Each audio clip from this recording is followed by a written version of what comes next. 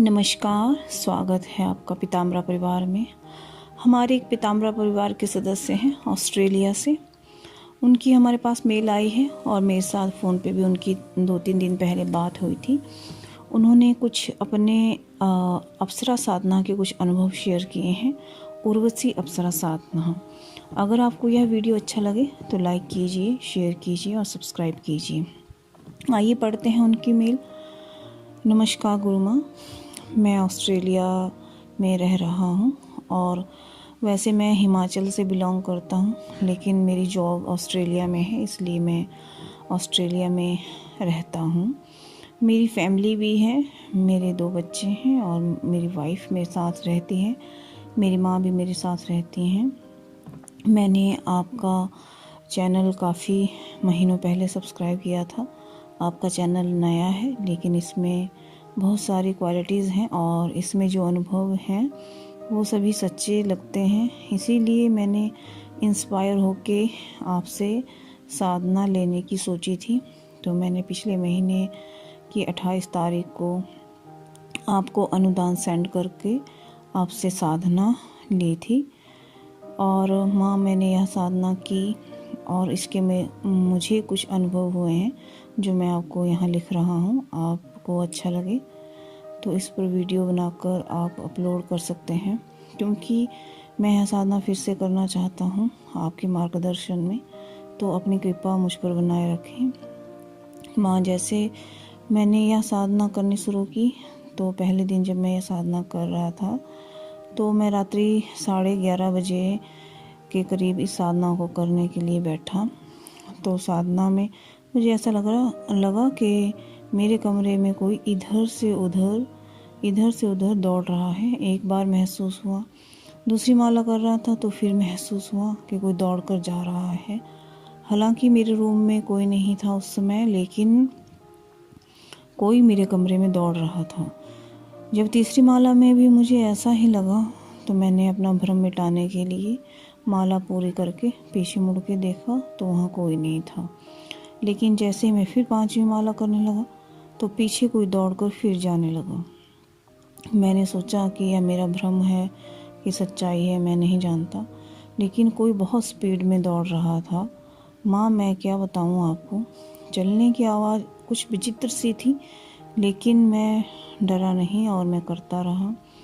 जब मैं 6 माला कर रहा था तो मुझे ऐसे गहन ध्यान की अनुभूति हुई कि मुझे ऐसा लगा कि मैं बहुत नीचे किसी खड्डे में गिरता जा रहा हूँ और मुझे ऐसा लगा कि मैं साधना करते करते पाताल लोक में पहुँच गया हूँ।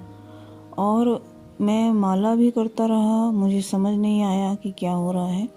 फिर मुझे ऐसे लगा कि पाताल लोक में विष्णु भगवान बैठे हैं, सोए हैं और लक्ष्मी जी उनके चरण दबा रही हैं।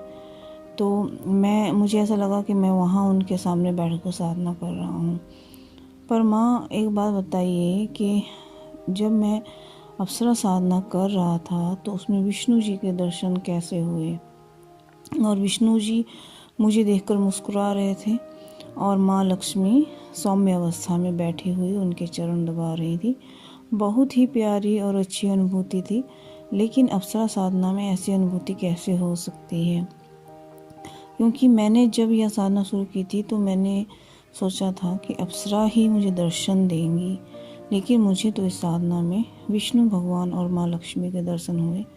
माँ, मैं आपको बता दूँ कि तीसरे दिन जब मैं अपने ऑफिस गया तो मुझे उसी तीसरे दिन प्रमोशन मिला। मैं प्रमोट हो गया, मेरी सैलरी में भी वृद्धि हुई, 10% वृद्धि हुई। माँ, वो सैलरी का 10% मैं आपके चरणों में अर्पित करना चाहता हूँ। आप मुझे इसकी आज्ञा दें। और माँ, जब मैं 7वें दिन यह साधना कर रहा था तो मुझे ऐसा लगा कि बहुत अच्छी भीनी भीनी खुशबू मेरे चारों तरफ आ रही है और मैं उसको सूंघकर मदहोश सा महसूस कर रहा था। लेकिन मैं उस खुशबू से विचलित नहीं हुआ और यह साधना करता ही रहा। माँ, मुझे बहुत ही अच्छा महसूस हो रहा था।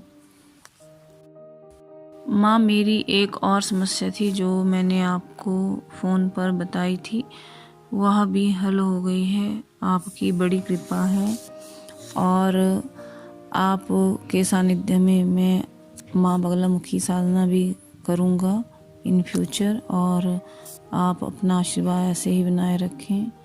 और माँ, मैं जब भी इंडिया आऊँगा तो आपसे मिलूँगा। जैसा कि आपने इनके अनुभव सुने, तो ये कह रहे थे कि इनकी सैलरी में 10% वृद्धि हुई है और ये इसे मुझे देना चाहते हैं, लेकिन ये मुझे नहीं चाहिए। आप इसे अच्छे कामों में लगाइए या अपने घर के खर्चे पर खर्च कीजिए। बाकी आप माँ बगलामुखी साधना भी कीजिए, आपको उसके बहुत अच्छी रिजल्ट आएंगे। माँ बगलामुखी की कृपा भी आपको प्राप्त होगी। अगर आप लोगों को यह जानकारी अच्छी लगी हो तो लाइक कीजिए, शेयर कीजिए और सब्सक्राइब कीजिए। धन्यवाद।